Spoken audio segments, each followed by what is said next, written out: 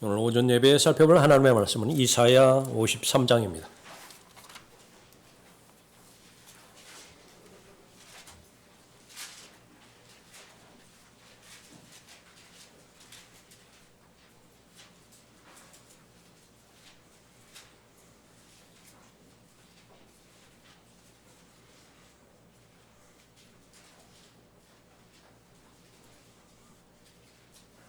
이사야 53장 4절부터 6절까지 받들어 읽겠습니다.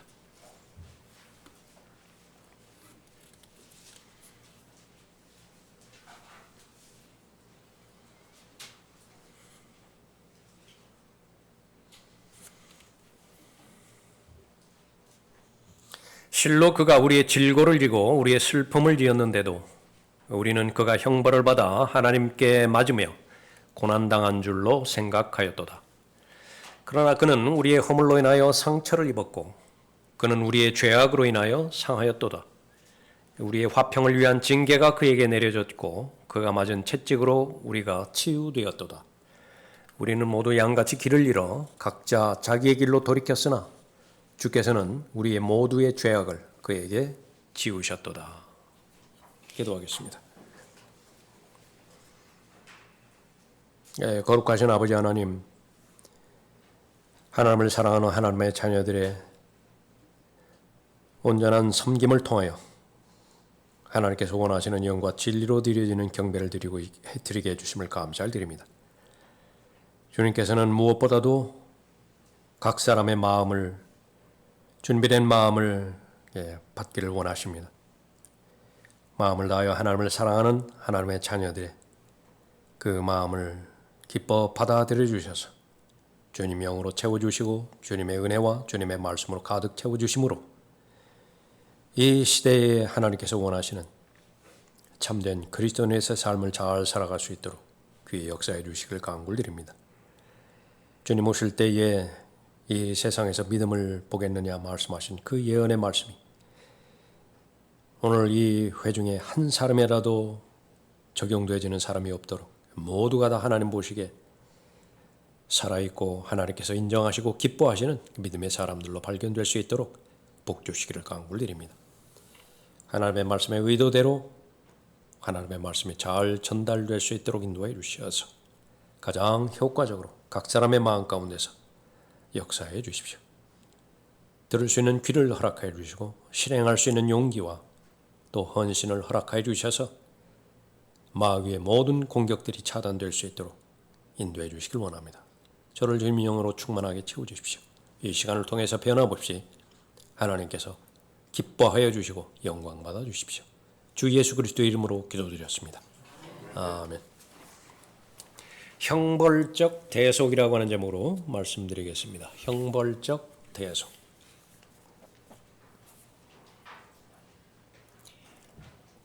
목회자로서의 위기감을 느낄 때가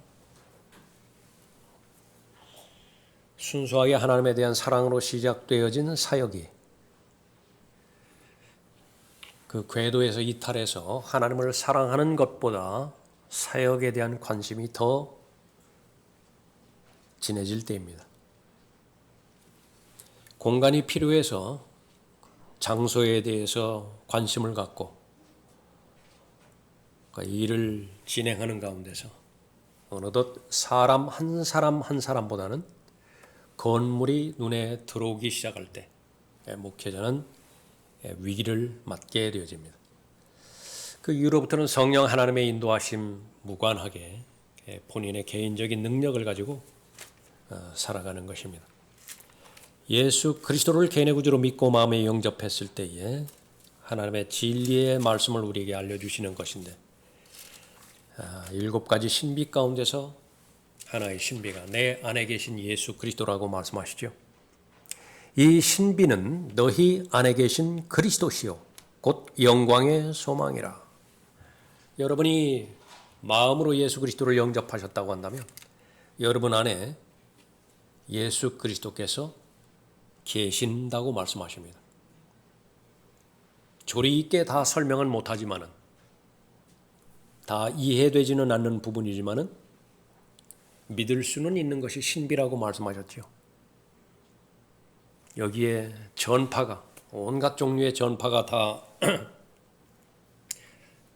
자신의 주파수에 따라서 활동하고 있는 것인데 우리는 다 설명할 수 없습니다.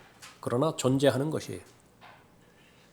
이 자연 세계도 그런 것인데 하물며 영적인 세계이겠습니까?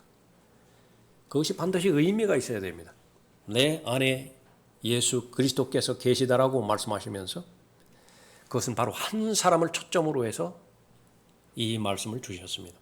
하나님 보시기에 사람 보기에는 여러분이 얼마나 많은 사람이 모여 있느냐, 얼마나 많은 스펙을 쌓고 있는 것이냐, 거기에 관심이 있을지 모르지만 하나님께서는 여러분 한 사람의 혼에 관점이 있습니다. 구원받은 이후에도 역시 마찬가지예요. 사람이 아무리 많이 모여도 하나님께서 목자에게 요구하는 것은 한 사람에게 집중하라고 말씀하는 것입니다. 그 한 사람의 영의 상태와 또 한 사람의 해결되어야 되는 혼의 문제, 그 부분을 놓쳐버린다라고 한다면 하나님께서 맡겨주신 양이라 그것을 돌보는 목자라 그렇게 볼 수가 없습니다. 우리가 그를 전파하고 구원받은 하나님의 자녀 안에 역사하는 예수 그리스도, 그를 전파하고 각 사람을 훈계하며 모든 지혜로 각 사람을 가르치면 한 사람에게 초점이 자십니다. 막 그룹으로 전체로 이렇게 매도급으로 넘기지 않아요. 한 사람입니다. 한 사람, 각 사람입니다. 각 사람을 가르치면 각 사람을 그리스도 예수 안에서 온전하게 제시하려는 것이라. 아멘입니다. 믿음의 목적, 그것은 믿음의 창시자요 완성자이신 예수 그리스도 앞에 온전하게 제시되는 것을 말하는 것입니다. 더할 것도 없고 뺄 것도 없습니다. 그러면 왜 하나님께서는 바울을 부르시고 베드로를 부르시고 그 이후에 계속해서 목사와 교사들을 그렇게 불러주셔서 주님의 피로 사신 교회를 돌보게 하였는 것인가? 그 수고의 본질은 무엇인가? 골로새서 1장에 나와 있는 이 부분입니다. 온전하게 제시하라, 한 사람을. 이를 위하여 나도 내 속에서 능력으로 역사하시는 그분의 역사를 따라 수고하며 애쓰노라. 열심히 수고했습니다. 열심히 애썼습니다. 건물은 높이 올라갔습니다. 사역은 성공적이라고 평가를 받습니다. 많은 사람의 상처를 입었어요. 많은 사람이 떠났습니다. 그 수고와 애씀의 의미는 어디에 있습니까? 이 부분들은 어떤 특정 개인, 어떤 특정 목회자에게만 해당되지는 부분이 아니라 연결해서 여러분 모두에게도 해당되지는 부분입니다. 마지막 날들에 대한 예언을 말씀하셨는데 마지막 날들에 대한 예언은 믿음을 찾아볼 수 없다라고 하는 것입니다. 대신에 모든 의식과 형식, 모습과 모양, 종교라고 불리어지는 모든 종교라고 하는 옷은 화려하게 차려 입을지 모르지만 거기는 살아있는 참된 기독교 신앙이 발견되지 않는 것입니다. 그러면 성도 각 개개인에게 위기는 언제 찾아오는 것이냐? 십자가가 더 이상 감흥이 없습니다. 십자가에 대한 감격, 그것도 이제 더 이상 찾아볼 기력이 없습니다. 그리고 온통 그 이후에 해당되어지는 종교적인 의식과 종교적인 형식에 매몰되어지고 함몰되어져 가고 있는 것입니다. 그래서 여러분 자신을 평가해 볼 때 하나님의 말씀에 근거해서 봤을 때 여러분의 마음의 상태가 여러분의 영적인 상태가 바로 십자가에 대한 감동과 십자가에 대한 감사, 그것이 근거가 되어서 여러분들이 해야 되는, 애써야 되는 영역들이 있죠. 수고해야 되는 영역들이 있죠. 그 부분들을 잘 감당하는 것입니다. 그렇게 본인을 확인할 때에 여러분은 무엇을 하든지 그 행위가 의미가 있게 되는 것입니다. 우리가 구원받은 것은 믿음으로 말미암아 은혜로 구원받죠. 은혜로 구원받는다라고 하는 것은 우리의 행위가 무익하다라고 하는 것을 말하는 것인데 100년, 1000년, 만년을 애쓴다 하더라도 우리의 죄 문제를 해결할 수 없다라고 하는 사실을 인정하는 것입니다. 하나님께서 베풀어 주시는 것이 은혜인데 은혜는 계산하지 않고 받는 것입니다. 감사함으로 받는 것이에요. 그 은혜를 은혜로 받아들이지 못할 때 진정한 감사가 하나님 앞에 드려지지 못하게 만드는 것인데 성경에서 말하는 은혜에는 반드시 책임이 따릅니다. 성경에서 말하는 은혜에는 반드시 순종이 따르고요. 헌신이 반드시 따릅니다. 마지막 날들의 특징은 무엇입니까? 은혜는 다 부르짖는다. 은혜는 다 바랍니다. 그러나 그에 따른 책임과 순종과 헌신, 이것은 거부예요. 그 결과 어떻게 되는 것이냐? 다시 원점으로 돌아가서 영적 바리새인의 위치에서 예수 그리스도와는 무관한 삶을 잘 살게 되는 것입니다. 예수 그리스도께서 자신과의 그 관계가 확인이 되지 않으니까 자기들끼리 비교 측정해서 평가하는 것입니다. 그래서 무리가 결정짓는 것이라고. 큰 무리가 지어져 있으면요, 본인들끼리 그렇게 안심하는 것입니다.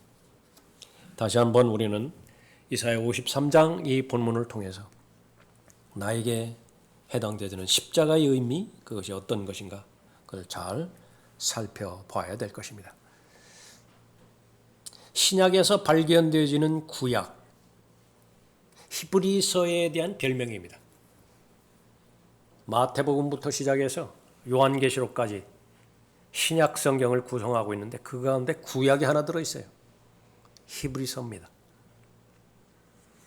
구약 성경 중에서 신약이 발견되어지는데 그 가운데 하나가 이사야 53장입니다. 대단히 중요한 하나님의 말씀이에요.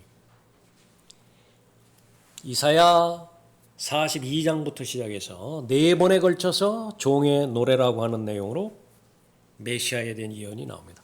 42장 한 번 나오고요. 49장에서 한 번 나오고 50장에서 한 번 나오고 그 다음에 52장 마지막 부분부터 53장 전체에 거쳐서 4번 나오는 것입니다. 이사야 53장은 그 4번째 해당되는 부분입니다. 1절 보십시오. 우리의 전한 것을 누가 믿었으며 주의 팔이 누구에게 나타났느냐?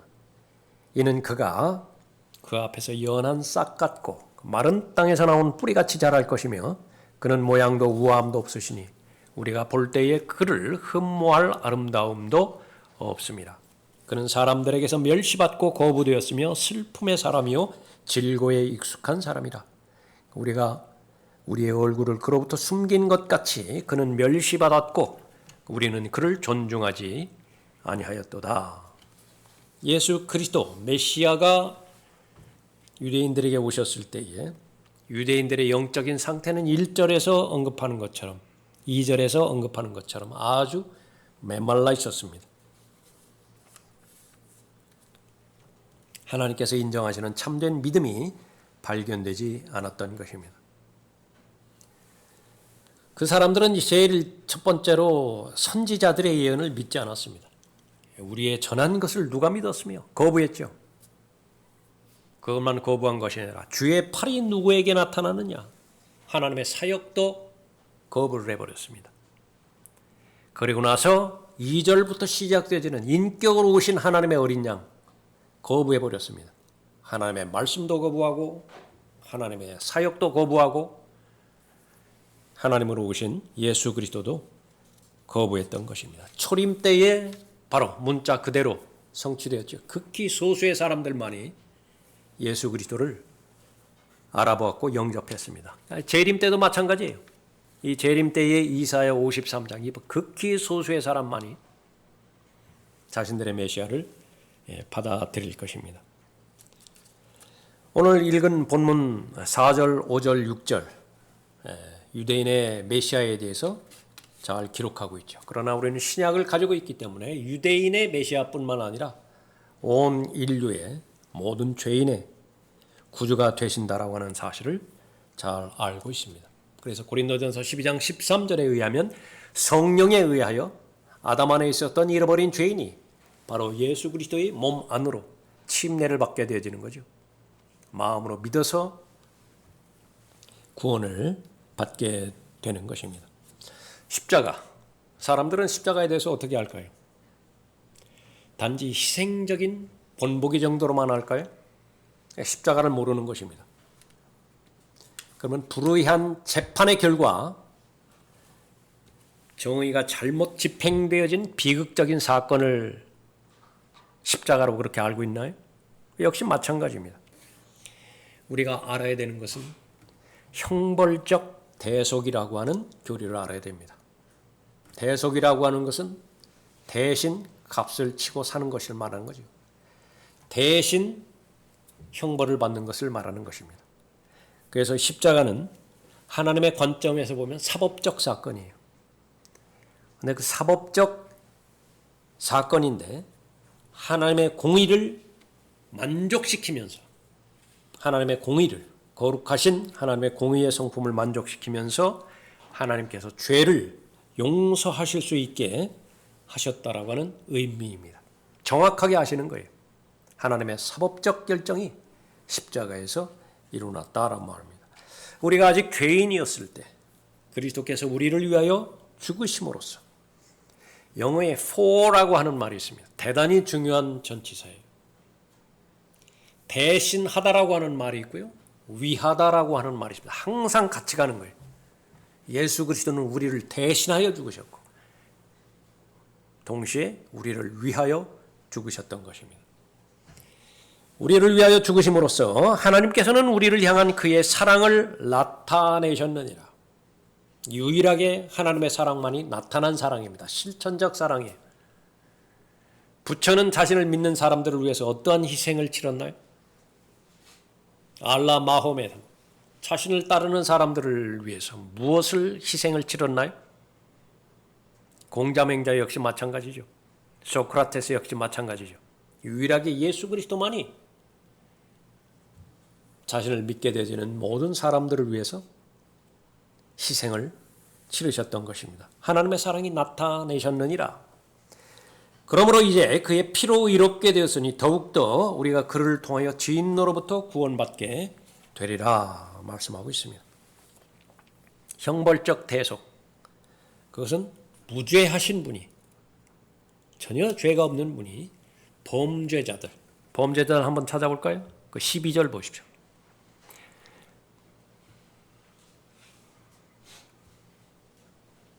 그러므로 내가 위대한 자와 더불어 한 몫을 그에게 나누어 줄 것이며 그가 강한 자들과 더불어 탈취물을 나눌 것이니 이는 그가 자기의 혼을 부어 죽음에 이르게 하였으며, 자신의 혼을 부어 죽음에 이르게 하였지, 혼의 속죄 제물이죠.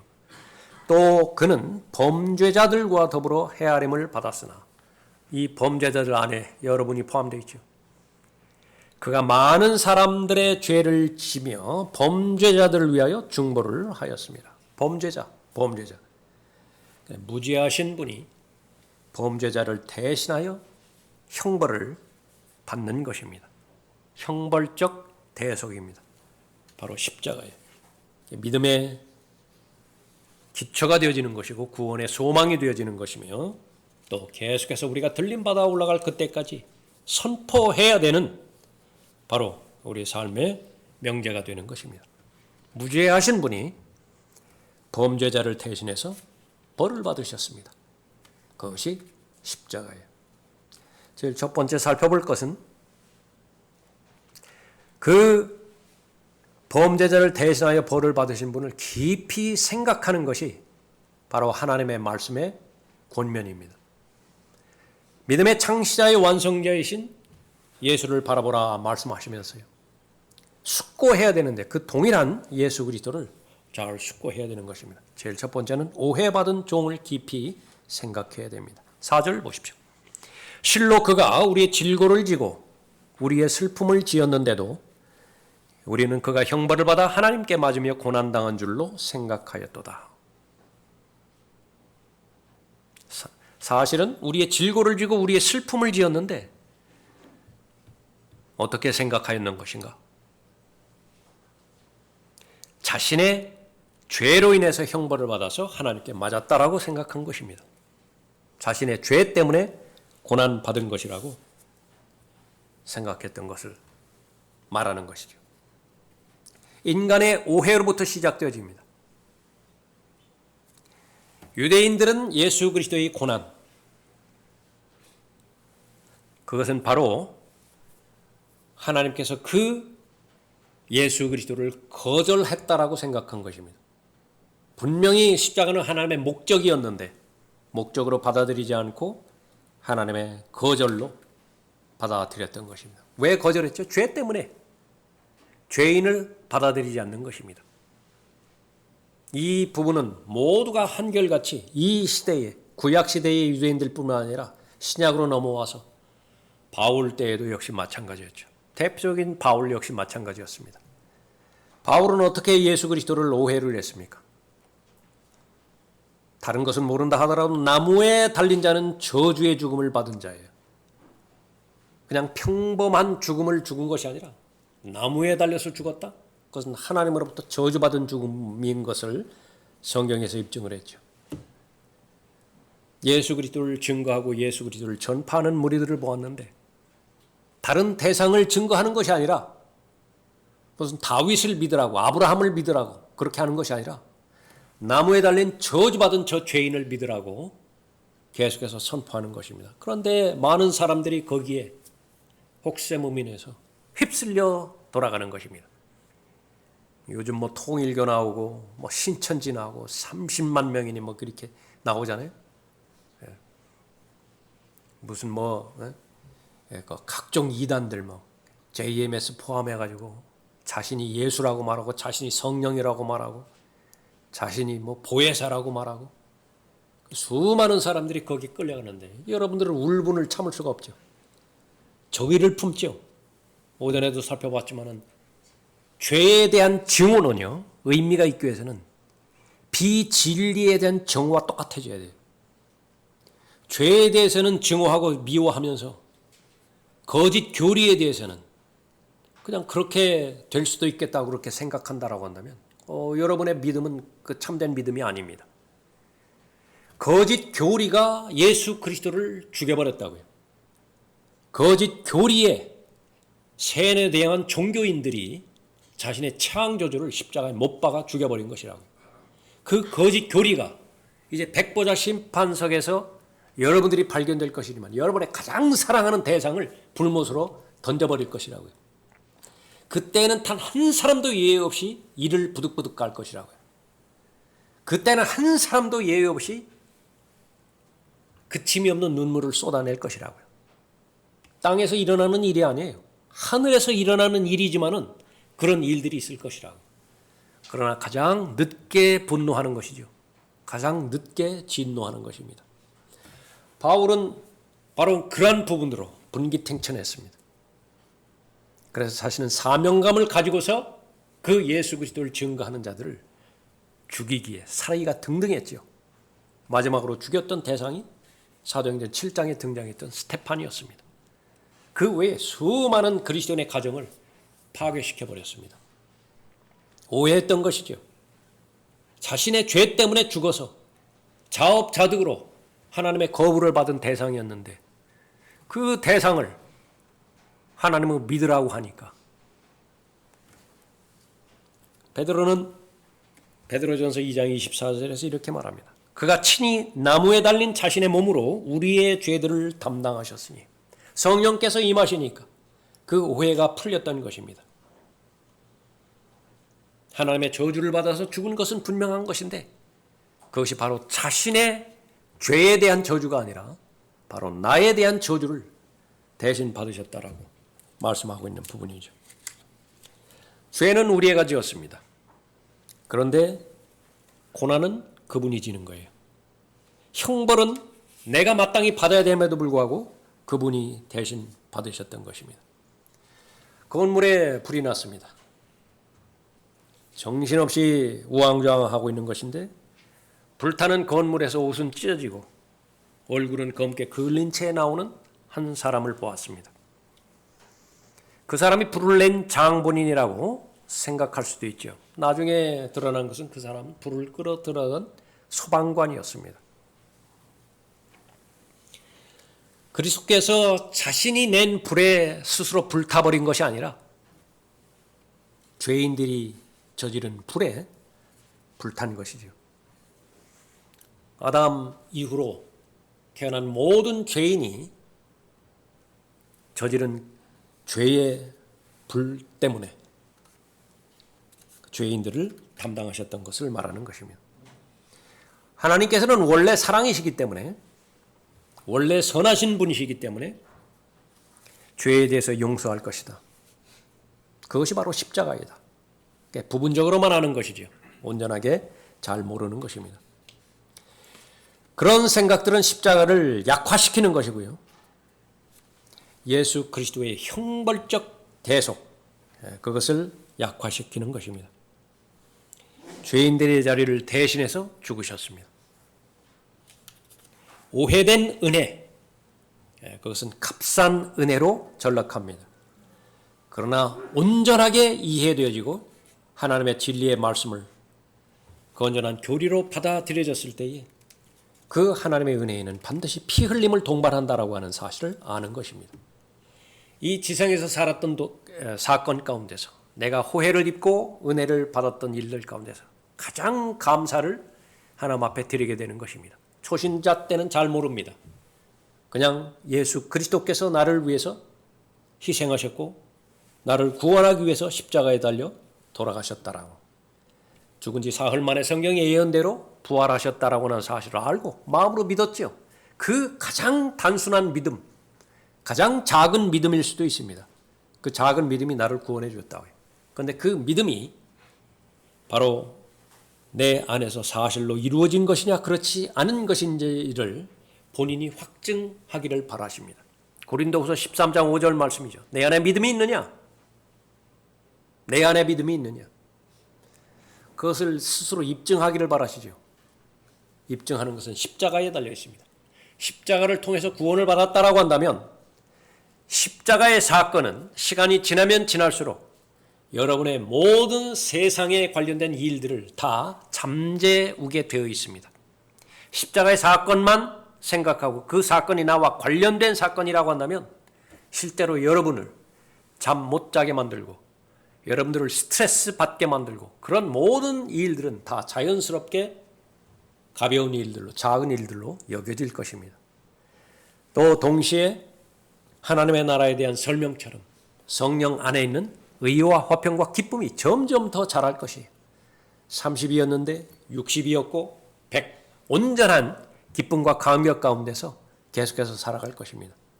경제 문제가 온전히 해결된다 그 말이 아닙니다. 건강의 문제가 자연스럽게 해결된다 그 말이 아닙니다.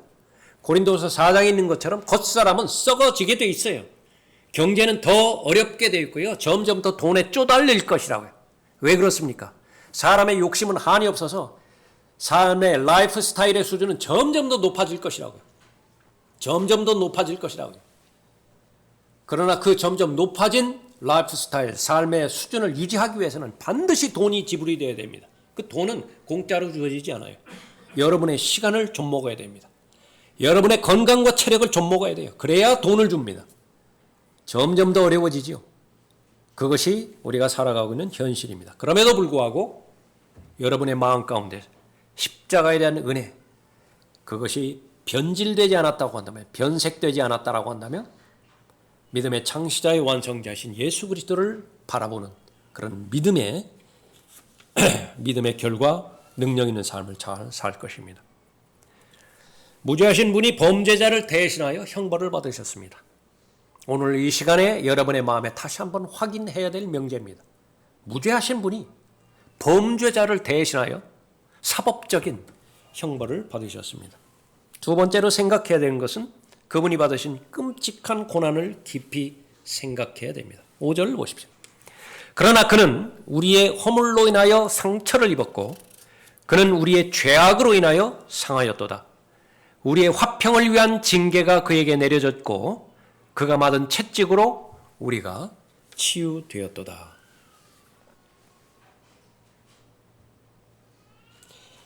허물이라고 하는 것은 고의적인 반역을 의미하는 거죠.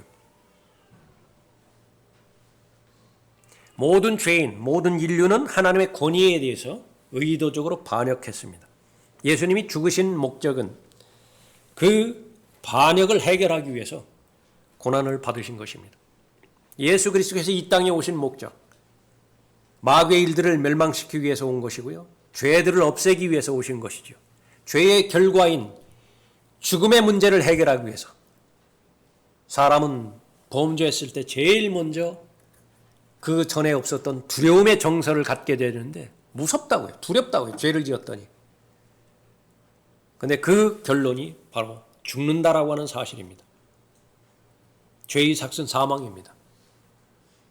죽음을 두려워함으로 평생을 노예로 속박되어 있는 자들을 놓아주시려고 해방시켜 주시려고 진정한 자유를 주시려고 예수 그리스도는 이 땅에 오셨던 것이죠. 그 허물입니다. 죄악은 사람의 창조 하나님의 형상을 뒤틀어버릴 정도로 도덕적으로 꼬였다라고 하는 그 부분입니다. 죄라고 하는 것은 관역에서 이탈되어지는 모든 상태를 말하는 것이죠. 그 6절에 보십시오. 우리는 모두 양같이 길을 잃어. 이 상태를 성경에서는 무엇이라고 말하고 있는 것이냐? 죄악이라고 말합니다. 도둑질하고 간음하고 거짓말하고 이것은 죄의 결과일 뿐이고 죄의 원인은 아니에요. 죄의 원인은 뭐냐? 죄의 본질은 무엇이냐면 각자 자기 눈대로 옳은 대로 가버린 것입니다. 타락한 인간의 성품에서 각자 자기 눈에 옳은 대로 가는 것은 하나님만 없으면 돼요. 내가 가는 길이 하나님만 없으면 그것이 어떤 길이라 하더라도 자신의 취향, 성격, 정서에 맞게 자신의 인생을 설계하고 결정해서 그렇게 가는 것입니다. 그러다가 하나님의 초청의 부르심을 만날 때가 있습니다. 수고하고 무거운 짐진 자들아 다 내게로 오라. 참 빛이 어두움의 세상에 왔을 때예요. 그 어둠은 적극적으로 거부했습니다. 그 거부한 정도는 어디에서 발견되느냐? 십자가에서 죽였습니다. 창조주 하나님을 살해해버렸어요. 피조물이. 그것도 죄악으로 점철된 피조물이 거룩하신 창조주 하나님을 살해를 했습니다. 어디에서부터 시작된 것이냐? 바로 죄부터 시작됐죠. 상처를 입었다 말씀하십니다. 찔린 것을 말하는 것이고요. 치명적으로 타격을 입는 것을 말하는 것입니다.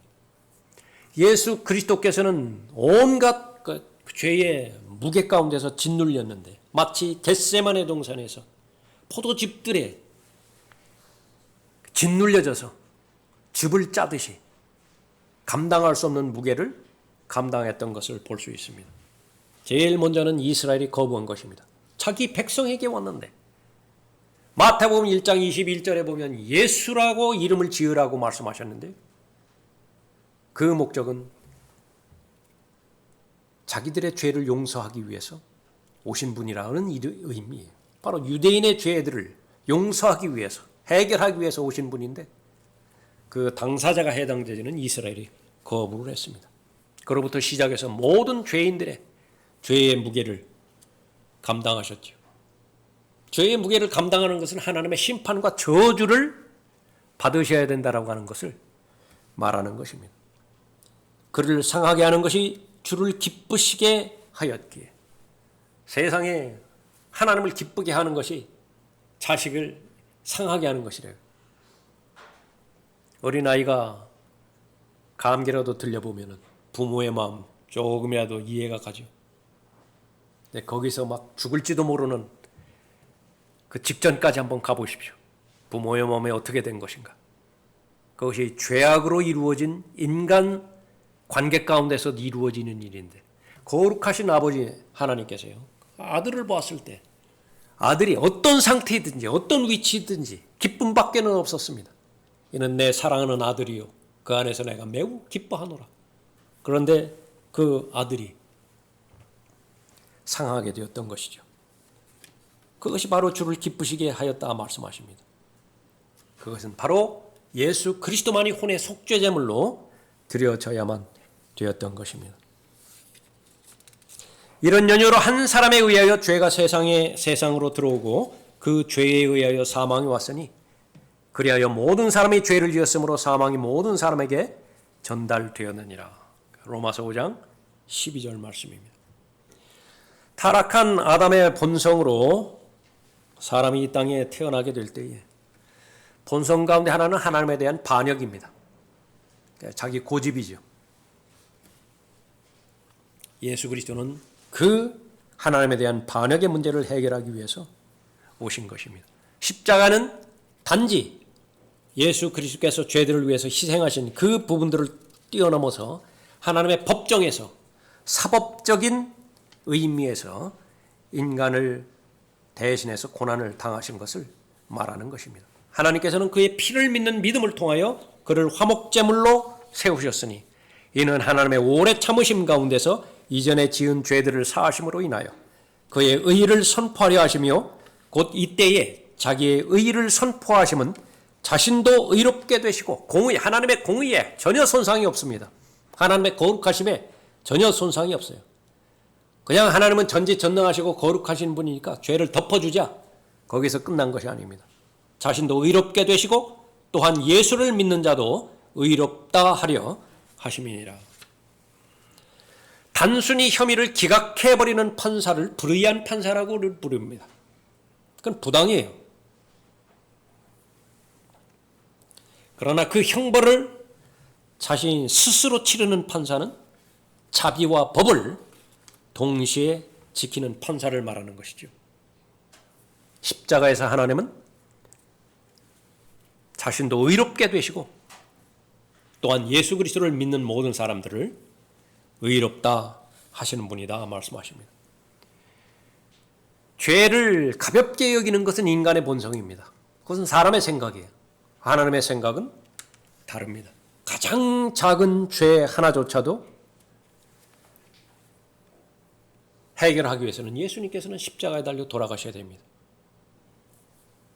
무죄하신 분이 범죄자를 대신해서 벌을 받으셨습니다. 오늘 여러분에게 말씀하시는 성령 하나님의 메시지입니다. 무죄하신 분이라고 범죄자를 대신해서 형벌을 받으셨습니다. 마지막 세 번째로 자비로운 대속을 깊이 생각해야 됩니다. 5절 다시 보십시오. 그러나 그는 우리의 허물로 인하여 상처를 입었고 그는 우리의 죄악으로 인하여 상하였도다.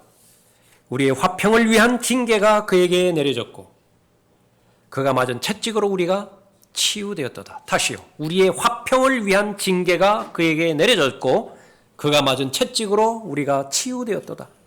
우리는 모두 양같이 길을 잃어 각자 자기의 길로 돌이켰으나 주께서는 우리 모두의 죄악을 그에게 지우셨도다.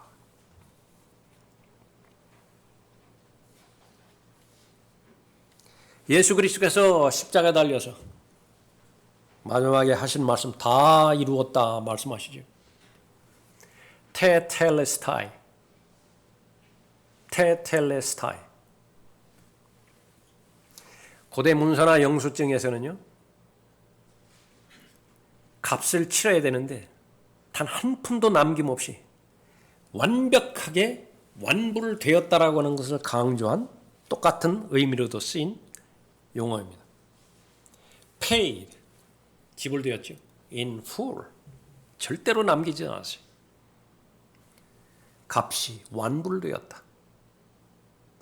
돌아가시기 마지막 숨을 거두시기 직전에 다 갚았다. 다 지불되었다. 어울리는 말씀입니까? 도대체 그 의미가 무엇이에요? 바로 대속입니다. 완전히 이루어졌고 그 효력은 지금까지도 계속되어지는 것이며 앞으로도 영원하다. 예수 그리스도의 보혈은 영원한 효력을 가지고 있습니다. 창세기 첫 번째 사람의 죄로부터 시작해서 인간의 종말이 어디까지일지 모르지만 그 모든 사람들의 죄 문제를 하나님께서 예수 그리스도의 머리 위에 예수 그리스도 안에 다 두셨던 것이죠. 징계가 그에게 내려졌습니다. 채찍으로 치유되어졌습니다. 예수 그리스도의 등에 채찍이 후려칠 때마다 첫 번째 내려지는 그 채찍에는 아담의 죄가 예수 그리스도의 등짝으로 옮겨갔다고요. 두 번째 내렸을 때 이브의 죄가 옮겨갔다고요. 그 다음에는 아벨부터 시작해서 카인부터 시작해서 계속해서 내려지겠죠. 시간과 공간을 초월하신 분이 시간과 공간 안으로 스스로 들어오셔서 목마르다 말씀하셨을 때에 시간 밖에 계신 분이 부르짖는 그 음성은요, 영원히 꺼지지 않는 지옥불을 경험하신 것이라고. 영원한 지옥불을 경험하신 거예요. 목마르다. 마찬가지로 징계가 그분에게 내려졌고 가시관으로 인해서 피를 쏟는 것을 포함해서 손과 발, 허리에 못에 찔렸고 창에 찔려서 그 징계가 내려졌을 때 한 사람 한 사람의 모든 죄악들이 예수 그리스도의 머리 위에 예수 그리스도의 등짝에 내려졌던 것이죠. 그리고 나서는 말씀하십니다. 다 이루었다. 속죄의 사역이, 혼의 속죄의 사역이 완전하게 성취되었고 더 이상 덧붙일 것이 없어요. 이미 그것으로 다 끝나버린 것입니다. 죄값이 완전히 지불되었습니다. 죄는 돈으로 해결될 수 없어요. 사람들은 그렇게 생각해 봤습니다. 그러나 베드로가 강력하게 그 사실에 대해서 화가 나죠. 금과 은으로 구속될 수 없어요. 사람의 혼에 대해서는. 그것은 무엇으로만 구속될 수 있는 것이냐? 되팔린 것을 다시 사올 수 있는 것이냐? 그것은 하나님의 생명만이 다시 사올 수 있습니다. 그 하나님의 생명이 예수 그리스도의 피에 담겨져 있기 때문에, 사람의 피가 아니라 하나님의 피이기 때문에 예수 그리스도는 자신의 생명을 스스로 내어놓은 선한 목자셨지요. 십자가에서 그 일들이 이루어졌던 것입니다. 죄값이 지불되었다. 율법의 마지막은 사망인데, 죽음인데 율법을 성취하신 것입니다. 구속사역의 완전한 완결을 선하신 왕의 선포입니다. 다 이루었다. 그러므로 하나님의 백성에게 한 안식이 남아있도다. 그의 안식에 들어간 사람은 하나님께서 자기 일에서 쉬신 것 같이 그도 자기 일에서 쉬었느니라. 하나님께서 창조사역을 마치시고 일곱째 날에 쉬셨죠. 그것은 예수 그리스도를 예표하고 있습니다. 수고하고 무거운 짐진 자들아 다 내게로 오라. 예수 그리스도에게만 쉼이 있습니다. 예수 그리스도에게만 안식이 있습니다. 죄 문제를 해결하셨고 혼의 속죄 제물로 바쳐지심으로 인해서 구속사역을 완성하셨기 때문에 그분 안에만 쉼이 있는 것입니다. 우리는 모두 양같이 길을 잃어 각자 자기의 길로 돌이켰으나 주께서는 우리 모두의 죄악을 그에게 지우셨도다. 나의 하나님 어찌하여 나를 버리셨나이까? 우리의 죄들을 위해서 죽으셨습니다. 죄는 무엇이죠? 각자 자기 옳은 대로 걸어가는 거예요. 그런데 하나님께서는 그것을 양이라고 말씀하셨습니다. 양은 본래 그런 존재예요. 목자 없이는 생존이 불가능한 존재입니다. 선한 목자인 예수 그리스도께서 자신의 생명을 내어놓으셨어요. 자신의 생명을 놓는 것, 그것은 똑같은 말이 나의 하나님 어찌하여 나를 버리셨나이까?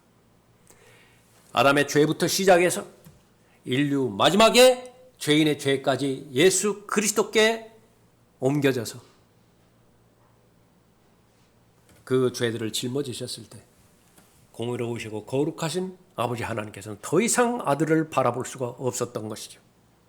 왜 그렇습니까? 거기는 아들이 아니라 뱀이 걸려있던 거예요. 더 이상 아들이 아니에요. 거기는 뱀입니다.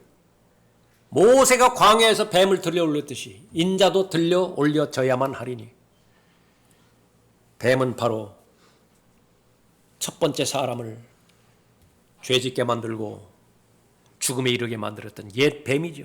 사탄이 걸려있는 것입니다. 하나님의 진노라고 하는 진노는 단 한 방울도 남김없이 다 쏟아 부으신 거예요. 하나님의 심판, 그 어떤 피조물이 하나님의 심판을 감당하겠습니까? 감당치 못하는 심판이 내려졌던 것입니다. 인류의 죄뿐만 아니라 범죄했을 때에 자연에 내려졌던 저주까지도 예수 그리스도께 퍼부어졌던 것이죠. 거기서 그치는 것이 아닙니다. 마귀가 지었던 죄까지도 그 하나님의 심판 안에 포함이 됐던 것입니다. 모든 타락한 전사들, 마귀들의 모든 죄의 원인들, 그 모두가 다 부어져 버렸던 것이에요. 우주 가운데 죄라고 하는 죄는 하나도 남김없이 십자가에 다 부어졌던 것입니다. 나의 하나님, 나의 하나님, 어찌하여 나를 버리셨나이까. 전가의 교리를 우리는 잘 알고 있습니다. 내가 나의 삶을 기록하는 것은 죄의 목록밖에 없습니다. 예수 그리스도를 기록한 그 책에는 의와 공의와 거룩함 그 기록밖에는 없습니다. 십자가에서는 그 두 권의 책이 맞바꿔진 것입니다. 그 죄의 목록에 해당되어지는 불의한 모든 요소를 예수 그리스도께서 다 가져가시고 예수 그리스도의 공의로우시고 거룩하신 목록을 다 죄인에게 선물로 주신 것이죠. 그것이 바로 전가의 사건이었습니다. 예수 그리스도께서 십자가에 가셨을 때 하나님의 공의는 손상나가지 않았습니다. 자비는 희석되지 않았습니다. 죄가 묵과되지도 않았습니다. 사랑은 추상적인 개념으로 남지도 않았습니다. 그대로 실천이 되어졌습니다. 그 십자가에서 이루어진 사건으로 말미암아서 여러분의 운명이 바뀌어졌습니다. 십자가를 단순히 감상적인 그런 정세의 대상으로만 삼지 마십시오. 십자가의 능력을 완화시키지 마십시오. 믿음으로 말미암아 구원을 받았다라고 한다면, 은혜를 통하여 구원을 받았다라고 한다면 그 은혜가 요구하는 책임, 그것을 더 이상 미루지 마십시오. 은혜가 요구하는 순종, 그것도 더 이상 미루지 마십시오. 은혜가 요구하는 헌신, 역시 마찬가지입니다. 하나님의 은혜라고 하면서 그것이 전혀 비성경에서 언급하는 것이 아닌 비성경적인 은혜만을 붙잡고 진정한 그 은혜가 십자가를 통해서 역사하기 위해서는 여러분의 의지가 필요하고 여러분의 믿음이 필요한데, 조금 전에 살펴봤던 그 은혜가 요구하는 여러분의 거룩한 의무, 책임, 순종, 헌신, 이 부분들을 등하시한다라고 한다면 십자가를 우습게 여기는 것입니다. 그 결과는 아무 변화가 없을 것이에요. 믿은 지 오래되었다 하더라도 아무 변화가 없을 것입니다. 성경에서는 분명히 성령의 열매에 대해서 거론하고 있고 화평에 대해서, 기쁨과 즐거움과 감격에 대해서 언급하고 있지만 솔직하게 말하면 여러분 가운데서는 단 하나도 발견되지 않을 것이 무엇이 문제입니까? 십자가를 모른 거예요. 십자가를 간과한 것입니다. 그러나 하나님께서는 여러분을 아끼시죠.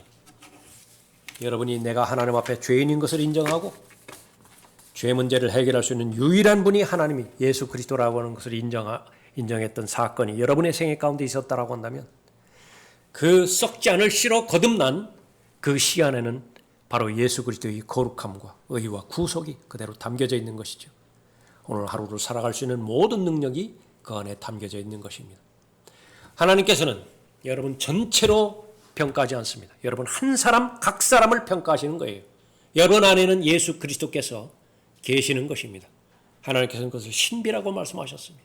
여러분이 입증하십시오. 내 안에 예수 그리스도께서 계신 부분, 예수 그리스도의 능력이 십자가를 통해서 나타날 때 고난의 교제를 통해서 부활의 능력을 모두가 다 소유하십시오. 그래서 들림받아 올라갈 그때까지 십자가보다 더 앞서게 되는 것을 허용치 마십시오. 사역보다 십자가에 대한 사랑, 또 여러분의 삶의 목적보다 십자가에 흘려진 예수 그리스도의 희생, 그 부분들을 더욱더 여러분의 마음의 믿음과 결합시켜서 하나님에 대한 사랑이 근거가 되어서 여러분의 모든 생애가, 여러분의 모든 계획이 실행되도록 매일매일마다 순간순간마다 십자가로 나아가십시오. 기도하겠습니다. 아버지 하나님, 십자가는 무죄하신 분이 범죄자들을 대신하여 형벌을 받으신 곳입니다.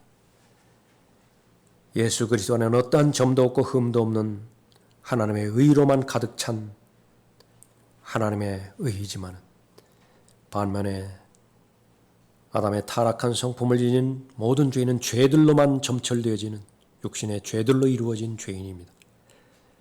이해할 수 없는 하나님의 은혜와 자비와 은총 가운데서 십자가의 그 한복판에서 그 두 상태가 맞바꿔 지은 것이 바로 십자가의 교리임을 저희들이 잘 알고 있습니다.